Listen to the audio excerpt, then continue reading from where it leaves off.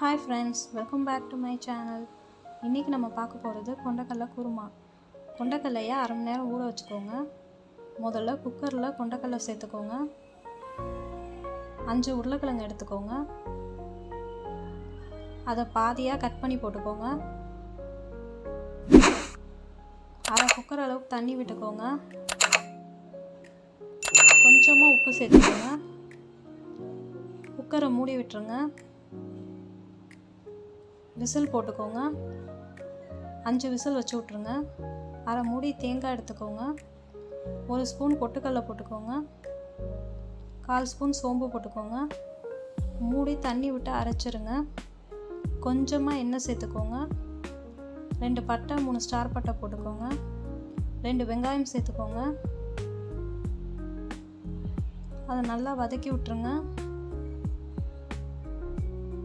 1 spoon இஞ்சி பூண்டு விழுது சேர்த்துக்கோங்க. அதையும் நல்லா வதக்கி விட்டுருங்க. 2 தக்காளி சேர்த்துக்கோங்க. அதையும் நல்லா வதக்கி விட்டுருங்க. கொஞ்சமாக உப்பு சேர்த்துக்கோங்க. கொண்டக்கடலை சேர்த்துக்கோங்க. அரை ஸ்பூன் மிளகாத்தூள் சேர்த்துக்கோங்க. அரை ஸ்பூன் மல்லித்தூள் சேர்த்துக்கோங்க. 1/4 ஸ்பூன் கரம் மசாலா சேர்த்துக்கோங்க. அதை நல்லா கிளறி விட்டுருங்க. கொஞ்சமாக மஞ்சள்தூள் சேர்த்துக்கோங்க. 2 பச்சை மிளகா அப்படியே போட்டுக்கோங்க. அரை குக்கர் அளவுக்கு தண்ணி விட்டுக்கோங்க.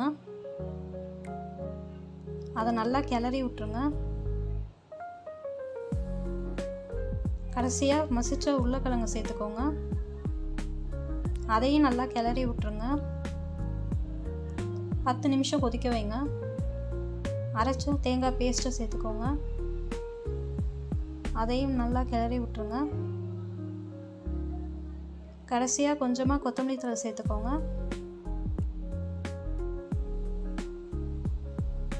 அதையும் நல்லா கிளறி விட்டுருங்க. அவ்வளோதான், ரெடி ஆயிடுச்சு நம்மளோட கொண்டக்கடலை குருமா. இட்லி, தோசை, பரோட்டா, சப்பாத்தி எதுக்கு வேணாலும் ஊற்றி சாப்பிட்டுக்கலாம்.